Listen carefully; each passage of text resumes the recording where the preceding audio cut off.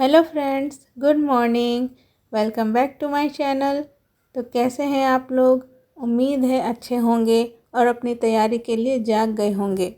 मैं भी अपने आज के टारगेट को पूरा करने के लिए सुबह उठ गई थी। उठकर मैं सबसे पहले फ़्रेश हो गई और मैंने फ़ेस वॉश भी कर लिया था ताकि मुझे दोबारा नींद ना आए। फ़्रेश होने के बाद मैंने एक गिलास गर्म पानी पी लिया, जैसा कि मैं अभी रोज़ ही कर रही हूँ। ये मेरा डेली का रूटीन बन चुका है। तो गर्म पानी लेकर मैं स्टडी टेबल पे चली गई थी और आज का टारगेट मैंने लिखना शुरू कर दिया था। पानी गर्म था इसलिए मैंने थोड़ा उसे रेस्ट करने के लिए छोड़ दिया ठंडा होने, और फिर मैं लिखने लगी आज का टारगेट। तो आज मेरे चैलेंज का 11वां दिन है। तो आज मैंने करंट अफेयर से शुरुआत की और मैंने करंट अफेयर के उन सारे टॉपिकों को रिवीज़न किया जो मैं इतने दिन से पढ़ रही थी, क्योंकि मैंने रिवीज़न नहीं किया था। बस मैं हर दिन हर टॉपिक को पढ़ रही थी। तो पढ़ने से तो होगा नहीं, रिवीज़न मस्ट है। इसीलिए मैंने आज रिवीज़न का डे रखा था करंट अफेयर का। तो सुबह उठकर मैंने सारे करंट अफेयर के जो टॉपिक मैं पढ़ चुकी थी पिछले 10 दिनों में, तो मैं सारे टॉपिकों को आज रिवीज़न कर रही थी। रिवीजन करने के बाद आज मैंने ऑफ़लाइन एक सेट आया है PYQ का। तो मैंने सोचा कि आज मैं एक टेस्ट दे देती हूँ ऑफ़लाइन। तो ये देखिए PYQ 2018 का है। हालांकि ये CGL का नहीं है, 10+2 का है, BSSC 10+2 का। फिर भी मुझे लगा कि BSSC एग्ज़ाम लेता है तो मैं इसका दे देती हूँ एक बार। तो आज मैं वही दे रही थी और उसी को क्वेश्चन देने में और एनालाइज करने में ही आज सुबह बहुत ज़्यादा टाइम लग गया था। PYQ किसी भी एग्ज़ाम के लिए ना बहुत महत्वपूर्ण होता है, तो PY करना ज़रूरी है। हालांकि आजकल के सारे स्टेट एग्ज़ाम्स और को देखकर ऐसा लग नहीं रहा है कि वो अपना पैटर्न फॉलो कर रहा है, किसी भी एग्ज़ाम में किसी भी टाइप का क्वेश्चन पूछ दे रहा है। अभी हाल ही में AEDO का एग्ज़ाम हुआ था। तो मैं उसका एग्ज़ाम देने नहीं गई थी, पर मैंने फॉर्म फिलअप किया था। 2 दिन का एग्ज़ाम था, बच्चे को लेके जाना, बाहर रहना और सेंटर भी घर से दूर था, तो इसीलिए मैं नहीं गई थी। और मेन बात ये है कि मेरी तैयारी भी नहीं थी, तो इसीलिए भी मैं नहीं गई थी। मुझे लगता है कि जब तक आप अपने तरफ से 100% श्योर ना हो ना कि हाँ मेरी तैयारी हो गई है, मैं एग्ज़ाम देने के लिए तैयार हूँ, तब तक एग्ज़ाम नहीं देना जाना चाहिए। क्योंकि इससे क्या होता है ना, आपका स्ट्रेस बढ़ जाता है, आपको अपने अंदर कमी महसूस होने लगती है, आप निगेटिव सोचने लगते हो कि मेरा नहीं होगा। तो उससे अच्छा बार बार एग्ज़ाम दे के फ़ेल होने से अच्छा है, मुझे ऐसा लगता है कि आप अच्छे से तैयारी करो और अपने अपने तरफ से 100% श्योर हो जाओ कि हाँ मैंने मेहनत किया है, अब एग्ज़ाम जैसा भी होगा मैं देख लूँगी। तो अपने ऊपर विश्वास होना चाहिए कि हाँ मैं कर लूँगी, मैंने तैयारी किया है, मैंने 100% अपना दिया है। उसके बाद अगर नहीं होता है ना तो वो अलग बात है, पर ऐसे बार बार फेल होने से क्या होता है ना, हम लोग डीमोटिवेट हो जाते हैं। इसीलिए तो सुबह की पढ़ाई करके मैं बाहर गई, दरवाज़ा खोली और बाहर में झाड़ू वगैरह लगा दिया। फिर उसके बाद मैं आ गई थी योगा करने के लिए। तो जैसा आप लोग को पता है, मैंने पिछले व्लॉग में बताया था कि मैं आज से लाइब्रेरी ज्वाइन करने वाली हूँ। तो उसी के अकॉर्डिंग आज का शेड्यूल मेरा डेली के अपेक्षा थोड़ा अलग रहने वाला है।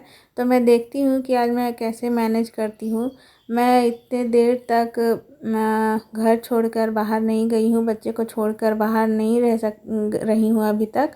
तो देखती हूँ आज का दिन मेरा कैसा जाता है लाइब्रेरी में, और घर के माहौल में और लाइब्रेरी के माहौल में कैसा लगता है। वहाँ जाकर मैं कल देखी थी तो मुझे अच्छा लगा, सभी पढ़ रहे थे।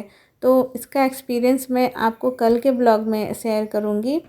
तो अभी मैं काम वगैरह करके फिर बाबू को तैयार करने आ गई थी, और आप देख सकते हैं कि वो कितनी बदमाशी करती है तैयार करने में। इसलिए मैं आपको रोज़ नहीं दिखा पाई थी, तो मैंने सोचा कि आप लोग को भी दिखा दूँ कि कितना परेशान करती है वो। उसको उठाकर तैयार करना स्कूल के लिए ना बहुत बड़ा टास्क है।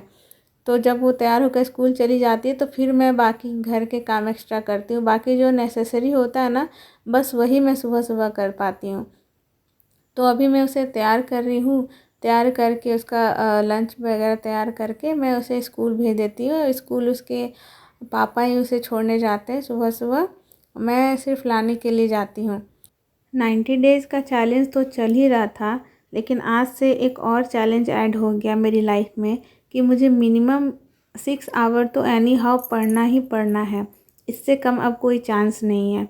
एग्ज़ाम का तो अभी पता नहीं है कि एग्ज़ाम कब होने वाला है, लेकिन फिर भी मुझे ऐसा लगता है कि 6 घंटा मैं अभी दे सकती हूँ। तो मैंने चैलेंज लिया है खुद से कि समय निकालूँ मैं अपने लिए 6 घंटे का। तो इसको हो सकता है मैं आगे चलकर और भी बढ़ा दूँ, 8 आवर स्टडी चैलेंज भी ले लूँ। पर अभी फ़िलहाल मैं धीरे धीरे स्टेप बढ़ा रही हूँ, क्योंकि अचानक लेने से एक बर्डन आ जाएगा, फिर मुझे शायद मैं कंप्लीट ना कर पाऊँ, इसलिए मैं स्टेप टू स्टेप आगे बढ़ रही हूँ। तो सारे काम वगैरह करने के बाद मैं नहा वहा कर तैयार हो गई थी। बच्चे को ले आई थी स्कूल से। फिर मैं दोपहर का खाना बनाने लगी। मैंने सोचा कि रात के लिए भी सब्ज़ी अभी ही बना लूँ, ताकि रात को वापस लाइब्रेरी से आने के बाद मुझे ज़्यादा काम ना करना पड़े, बस रोटी वगैरह बना लूँ तो हो जाएगा। तो अभी मैं खाना बना रही हूँ दोपहर का। इसके बाद खाना बनाने के बाद मैं अपना थोड़ा दोपहर का काम समेट लेती हूँ घर को। फिर देखिए मेरी बाबू भी आ गई है। उसके बाद उसको खाना खिलाना होता है, खिलाकर मैं थोड़ा सुला दूँगी। फिर उसके बाद मैं अब तैयार हो गई हूँ लाइब्रेरी जाने के लिए।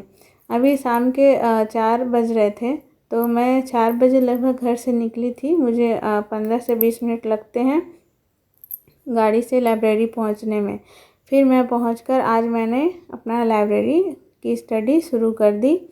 और अभी मैं हिस्ट्री पढ़ रही थी। हिस्ट्री मैंने घटना चक्र पूर्वावलोकन आता है, उसका मौर्योत्तर काल का क्वेश्चंस मैं कर रही थी आज। मौर्य काल का मैंने पहले ही कर लिया था, तो आज मैं मौर्योत्तर काल का PYQ कर रही थी। फिर स्टडी करने के बाद फिर मैं वापस से घर आ गई थी, और घर आकर मैंने सबसे पहले खाना बना लिया। आज मैं बैंगन टमाटर का चोखा बना रही थी, क्योंकि सब्ज़ी सुबह ही बन गया था, तो मैं सोची कि ताज़ा कुछ बना देती हूँ जिससे अच्छा लगेगा खाने में। तो फटाफट मैंने खाना बना लिया और खाना वाना खाकर फिर मैं सोने चली गई थी। तो आज का दिन भी कंप्लीट हो गया। Bye, good night.